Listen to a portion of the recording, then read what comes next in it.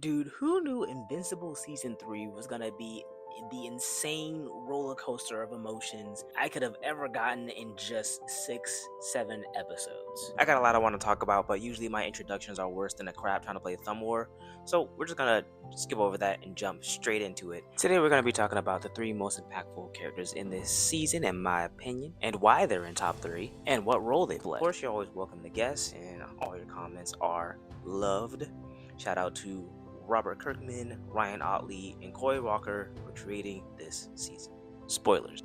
The season starts with a dope montage of Mark testing out his strength by bench pressing 400 tons, surviving lava for about 8 minutes. Lava can be from 1200 degrees Fahrenheit to 2200 degrees Fahrenheit, and mind you, he's been doing that for almost 8 minutes. He's also seen flying from Earth to the moon and back. No, they didn't say how fast he was going or how long that it took, but let's just say that Cecil's a busy man and it took about an hour. This means Mark's traveled about 238,855 miles to the moon and back. This is clocking him at about 477,710 miles per hour. But we're not here to talk about how strong or fast Mark is. We're here to talk about his weaknesses. Mark's last fight with Angstrom highlighted his inability to control himself during high-stakes situations. And because he's a Viltrumite, he has to hold himself to a different standard than other people. So at the end of the last season, when he says that he needs to be better, he's talking about his mental fortitude.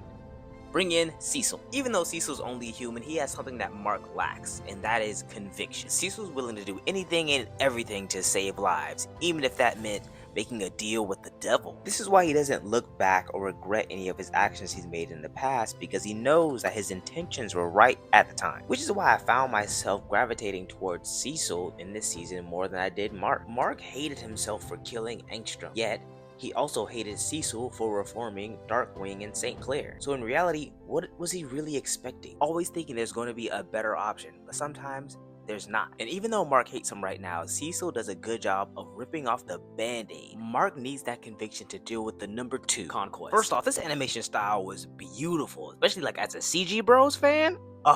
Cinema. Then you had No Fear Oliver and Adam Eve helping out Mark right when he needed it. And even though Conquest was a villain, something he said really stood out to me. I am so lonely. All the other Viltrumites are scared of me. No one talks to me. No one wants to be my friend. They think I am unstable. They send me from planet to planet committing atrocities in their name. And as I get better at it, they fear me more and more.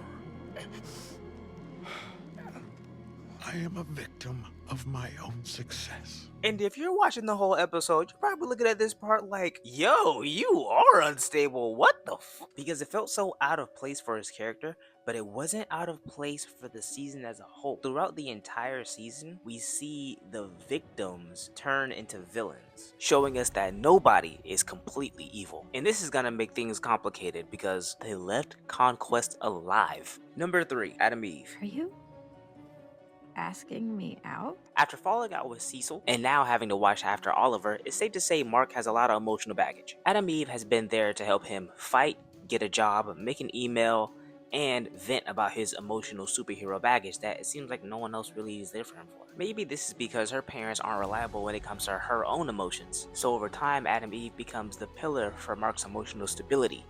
Well, at least up until... In reality, so many different characters played key roles. Oliver, Powerplex, even Machine Head. They all come together to make an interesting and dynamic cast of heroes, filled with different perspectives and conflicting beliefs. So what do you think? Who do you think was the most impactful character of this season? Leave it in the comment section and have a good day. God bless.